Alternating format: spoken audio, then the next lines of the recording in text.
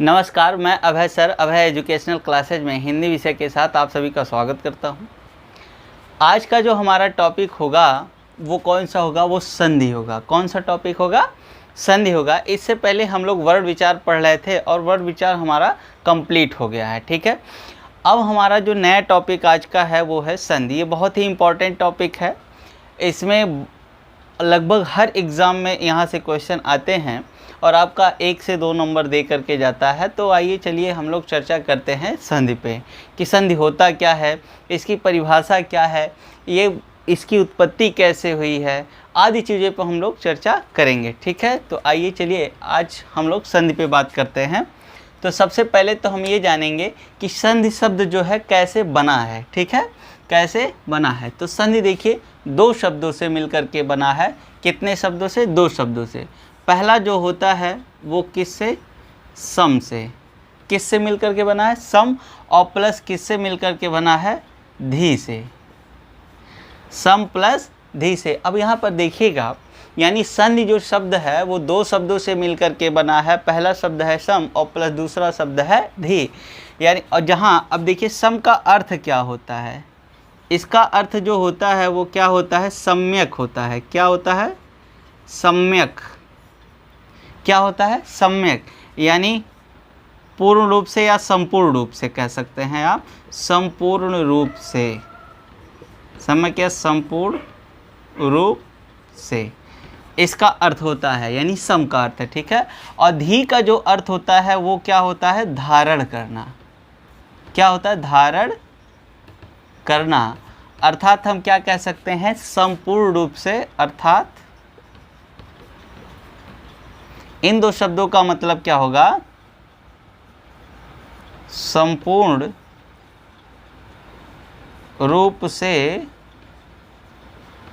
धारण करना। ठीक है, तो हमने क्या सीखा कि संधि शब्द कैसे बना है।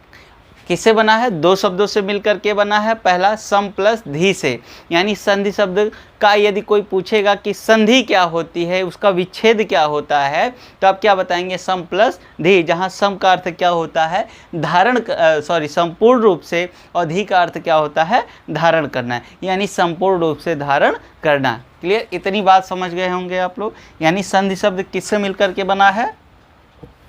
किससे मिलकर के बना है? सम प्लस धी से। अब जरा आते हैं, इसमें देखिएगा जो होता है, यानी संधि में संधि विच्छेद क्या होगा? सम प्लस धी होगा। तो इसमें संधि कौन सी होगी, यानी संधि शब्द में कौन सी संधि होगी? वो कौन सी होगी? व्यंजन संधि होगी। कौन सी संधि होगी? व्यंजन संधि। ये भी आपका मोस्ट है कि पूछेगा कि संधि शब्द में कौन सी संधि है, तो कौन सी संधि होगी? व्यंजन संधि होगी। कौन सी संधि होगी? व्यंजन संधि। ठीक है, अब आइए थोड़ा चर्चा करते हैं कि संधि शब्द का जो है शाब्दिक अर्थ क्या होता है।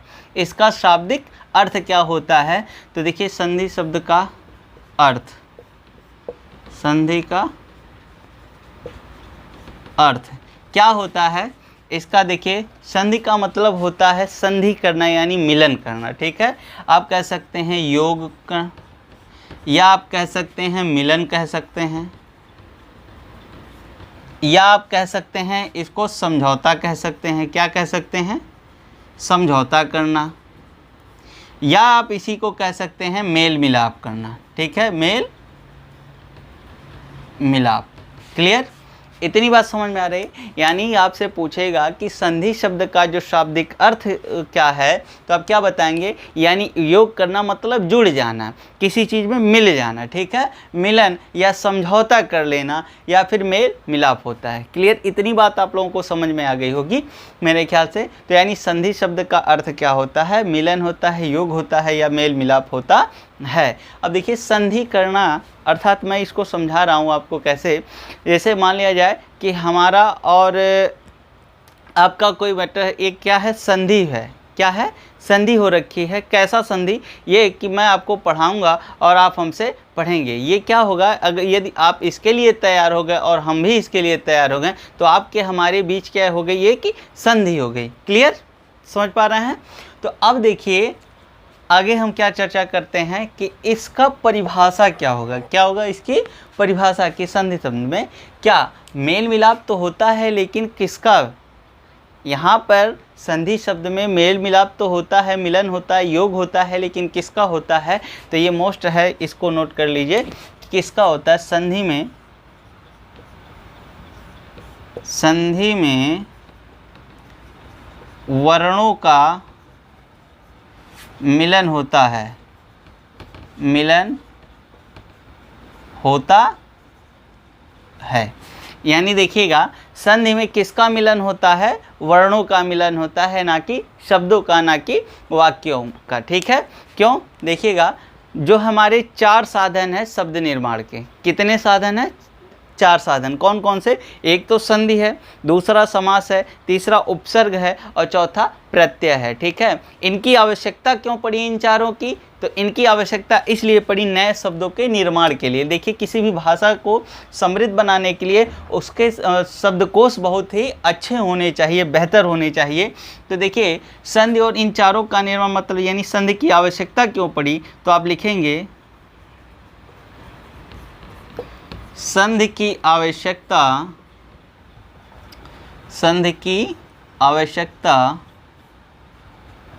नए शब्दों के निर्माण के लिए पड़ी। यानी आप कह सकते हैं संधि का प्रयोग हम क्यों करते हैं, नए शब्दों के निर्माण के लिए करते हैं। ठीक है, इतनी बात समझ में आ गई होगी कि अब देखिए हमने क्या क्या पढ़ा कि संधि शब्द बना कैसे है, कैसे बना है, सम प्लस धी से बना है। ठीक है, जहाँ सम का अर्थ क्या होता है, संपूर्ण रूप से, और धी का अर्थ क्या होता है, धारण करना। यानी सम प्लस धी बराबर संधि हो जाएगा। या आप ऐसे याद रखिएगा, सम प्लस धी का यानी समधि, समधि आप लोग जानते ही होंगे कि किसे कहते हैं, तो इसको ऐसे याद कर सकते हैं। ठीक है, अब इसका अर्थ क्या होता है, यानी संधि शब्द का शाब्दिक अर्थ, इसका मतलब क्या होता है, मिलना, यानी जुड़ जाना, किसी में मिल जाना। ठीक है, तो इसका शाब्दिक अर्थ होता है। और दूसरी बात कि ये इसमें किसका मिलन होता है, तो वर्णों का मिलन होता है। और इसका प्रयोग किस लिए किया जाता है, तो नए शब्दों के निर्माण के लिए किया जाता है। ठीक है, इतनी बात समझ में। अब आगे हम चर्चा करते हैं इसकी परिभाषा पर।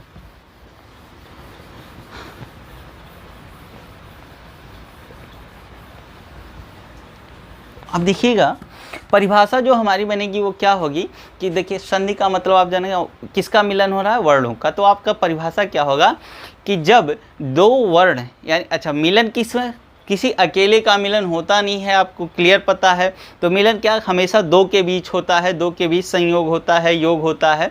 तो यानी आप कह सकते हैं कि जब दो वर्णों के बीच क्या होता है, संधि होता है, यानी मिलने से, उनके मिलने से, यानी जब दो वर्णों के मिलने से कोई विकार उत्पन्न होता है। विकार का मतलब कोई परिवर्तन, ठीक है, क्या होता है, कोई बदलाव होता है। और कैसा बदलाव, सार्थक बदलाव होता है। तो ऐसी जगह पर उसको क्या कहेंगे, हम संधि कहते हैं। यानी क्या कहते हैं, संधि कहते हैं। तो यानी आप लिख सकते हैं जब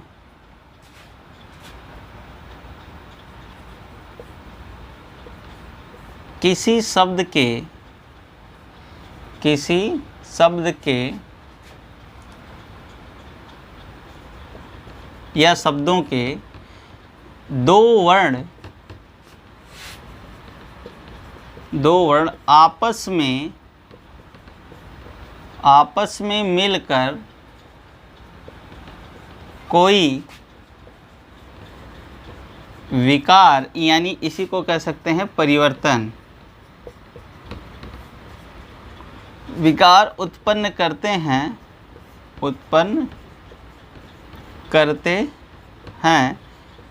तो उसे क्या कहते हैं, संधि कहते हैं। क्या कहते हैं, संधि कहते हैं।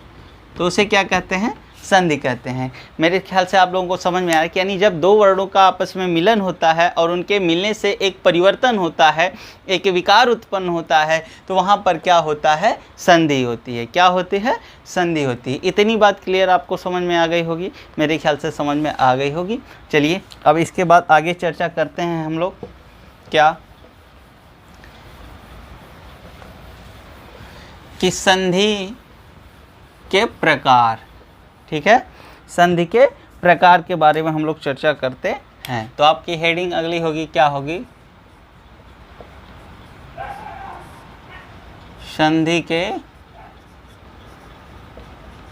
प्रकार, संधि के प्रकार। ठीक है, अब देखिए संधि कितने प्रकार के होते हैं। हमने क्या क्या संधि के बारे में बहुत कुछ जान लिया कि संधि का शाब्दिक अर्थ क्या होता है, वो कैसे बना है, इसका प्रयोग क्यों किया जाता है और इसकी परिभाषा क्या है। इन चीज़ों पे हमारी बातचीत हो चुकी है, इतना आप लोगों को पता चल चुका है।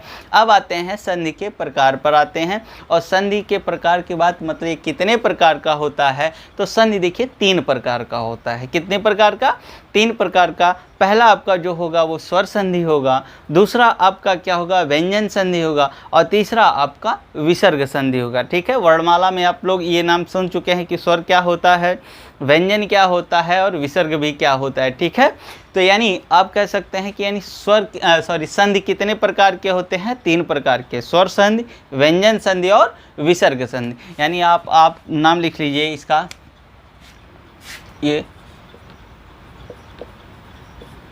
संधि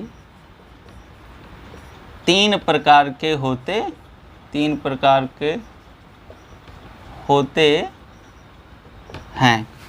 अब नंबर 1 स्वर संधि, नंबर 2 व्यंजन संधि और नंबर 3 विसर्ग संधि। ये आपके 3 संधि होते हैं। यानी आपसे अब कोई पूछेगा तो संधि कितने प्रकार के होते हैं, तो हमारे मुख्य रूप से कितने प्रकार के होते हैं, 3 प्रकार के होते हैं। कौन कौन से, स्वर संधि, व्यंजन संधि और विसर्ग संधि। ठीक है, तो चलिए अब देखते हैं कि हम लोग क्या पढ़ते हैं। यानी स्वर संधि आप नाम से परिचित हैं, व्यंजन से भी परिचित हैं, विसर्ग से भी परिचित। हम एक एक पे चर्चा करेंगे। सबसे पहले हम स्वर संधि पे बात करेंगे, उसके बाद व्यंजन संधि पे, उसके बाद हम विसर्ग, और ये हमारा टॉपिक कंप्लीट हो जाएगा। ठीक है, तो चलिए अब बात करते हैं स्वर संधि पे। किस पे बात करते हैं, स्वर संधि पे।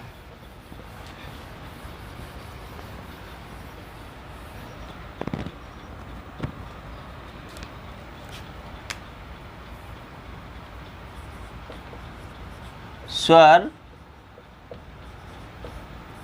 संधि, आइए देखते हैं स्वर संधि किसे कहते हैं।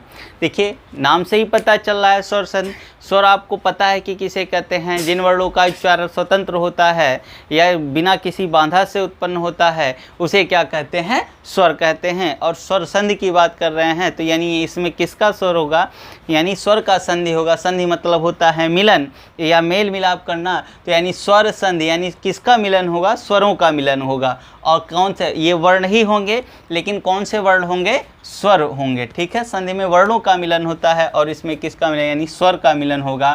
तो यानी इसकी परिभाषा कह सकते हैं कि जब 2 स्वर आपस में मिलकर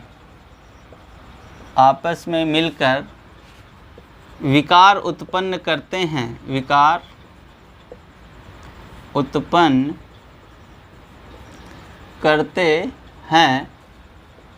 करते हैं तो वहाँ पर कौन सी संधि होती है, स्वर संधि होती है।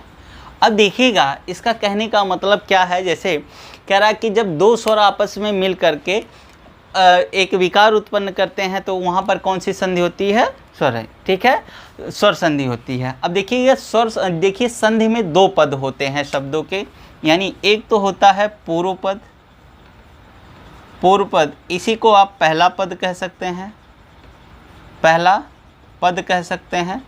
और दूसरा होता है उत्तर पद, उत्तर पद, ठीक है, या दूसरा पद कह सकते हैं आप, क्या कर सकते हैं, दूसरा पद। क्लियर, इतनी बात समझ पा रहे हैं। अब देखिएगा इसमें से स्वर संधि में क्या करें, जबकि जब दो स्वर आपस में क्या होते हैं, मिलकर के विकार उत्पन्न करते हैं। दो स्वर मतलब हम एक कोई शब्द एक ले लेते हैं, मान लीजिए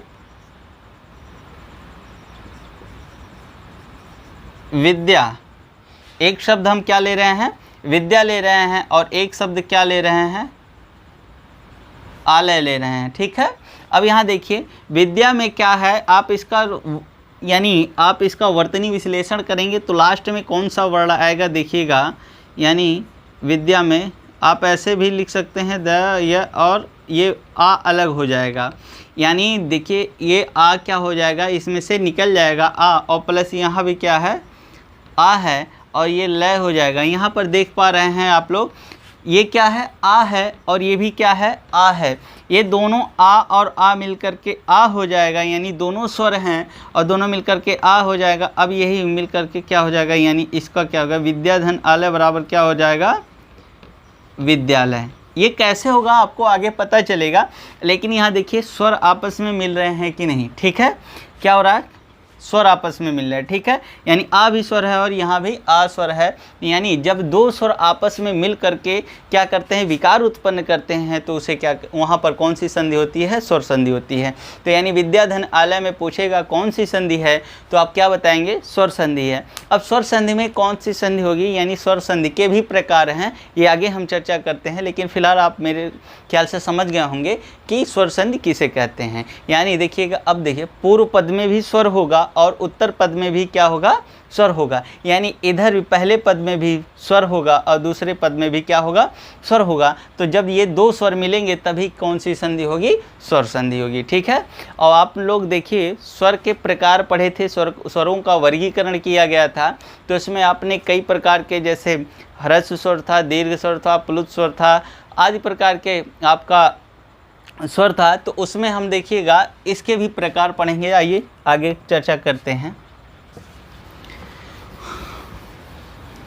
अब हमारा जो अगला हेडिंग होगा वो क्या होगा, स्वर संधि के प्रकार। स्वर संधि किसे कहते हैं समझ गए होंगे। अब स्वर संधि के आप यहाँ लिख सकते हैं स्वर संधि के प्रकार, स्वर संधि के प्रकार, ठीक है। अब स्वर संधि के प्रकार में हम पढ़ेंगे ये कितने प्रकार के होते हैं, तो कितने प्रकार के होते हैं, 5 प्रकार के। कितने प्रकार के होते हैं, ये 5 प्रकार के होते हैं, ठीक है। कौन कौन से होते हैं, सबसे पहला जो होता है वो हमारा क्या होता है, दीर्घ स्वर संधि, दीर्घ स्वर संधि, ठीक है। यानी पहला हमारा जो स्वर संधि का प्रकार होगा वो क्या होगा, दीर्घ स्वर संधि, और दूसरा क्या होगा, गुण स्वर संधि, और तीसरा क्या होगा, वृद्धि स्वर संधि, चौथा क्या होगा आपका यण स्वर संधि, और पांचवा आपका जो होगा आखिरी वो क्या होगा, अयादि, अयादि स्वर संधि। ये 5 प्रकार के आपके स्वर संधि होते हैं। कौन कौन से, सबसे पहला क्या होगा, दीर्घ स्वर संधि, दूसरा गुण स्वर संधि, तीसरा वृद्धि स्वर संधि, चौथा यण स्वर संधि, और पांचवा अयादि स्वर संधि, ठीक है। ये 5 प्रकार के आपके स्वर संधि के प्रकार हैं, यानी 5 प्रकार के स्वर संधि होते हैं। कौन कौन से, आपके सामने ये पांचों हो गए हैं कि दीर्घ स्वर संधि, गुण स्वर संधि, वृद्धि और यण और अयादि स्वर, ठीक है। अब एक एक पे चर्चा करेंगे कि दीर्घ कब होगा, गुण कब होगा, वृद्धि कब होगा, यण कब होगा, अयादि, इनमें क्या समानताएं हैं, क्या अंतर है, आदि चीज़ों पर हम लोग चर्चा करेंगे, ठीक है। तो मेरे ख्याल से यहाँ तक तो समझ में आ गया। तो सबसे पहला आज का टॉपिक जो होगा वो हम किस पे चर्चा करेंगे, दीर्घ स्वर संधि पे चर्चा करेंगे, ठीक है। तो मेरे ख्याल से यहाँ तक तो समझ में आ गया होगा स्वर संधि के प्रकार। चलिए चर्चा करते हैं। अब पहली हेडिंग हम लोग डालेंगे, क्या डालेंगे,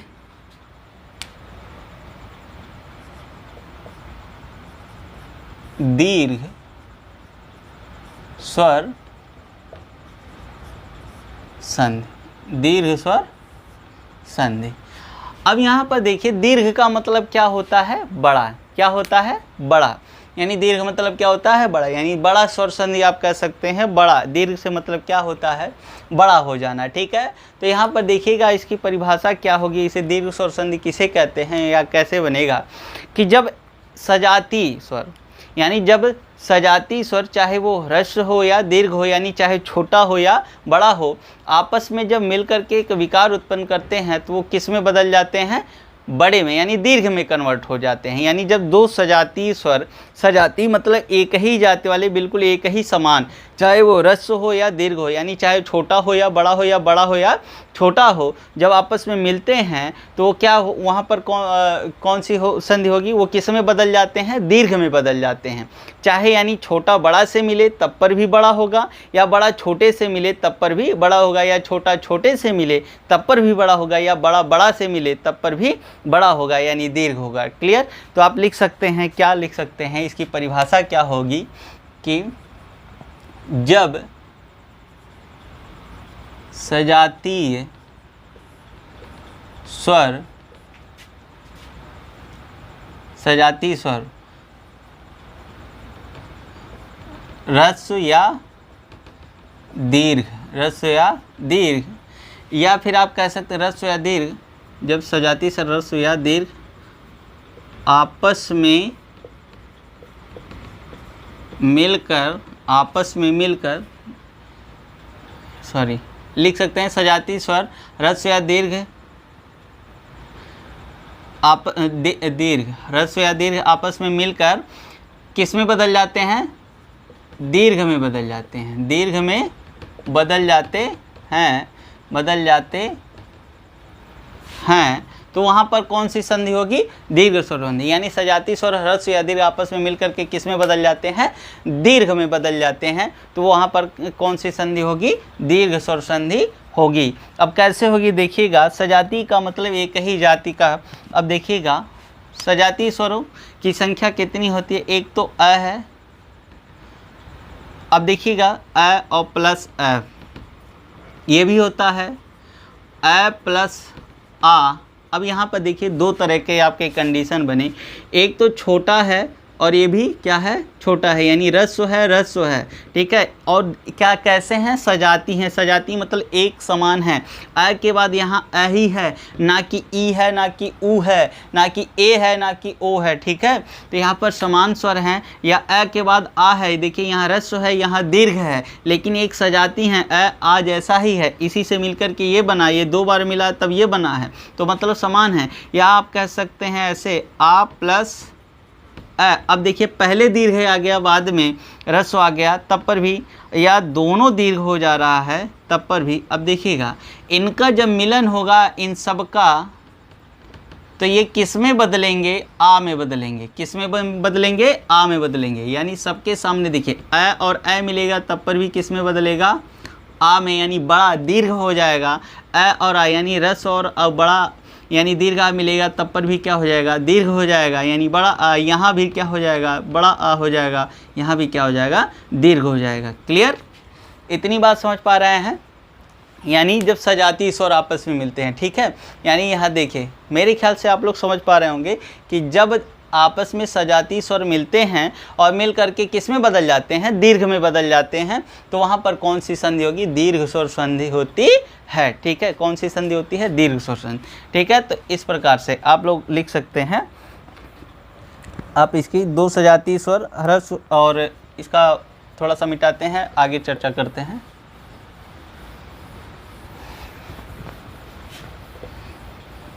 क्या होगा, अब देखिए जो सजातीय स्वरों की संख्या होती है वो 3 होती है। तो वहाँ यहाँ पर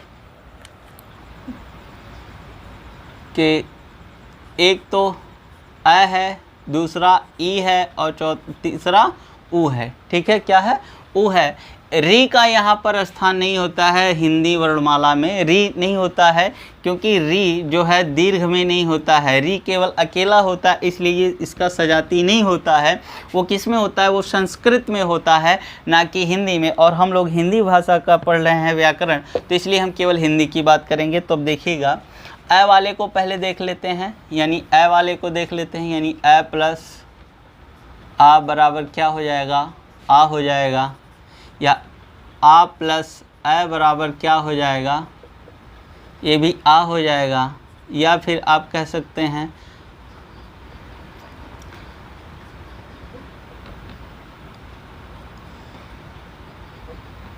सॉरी एक मिनट फिर से,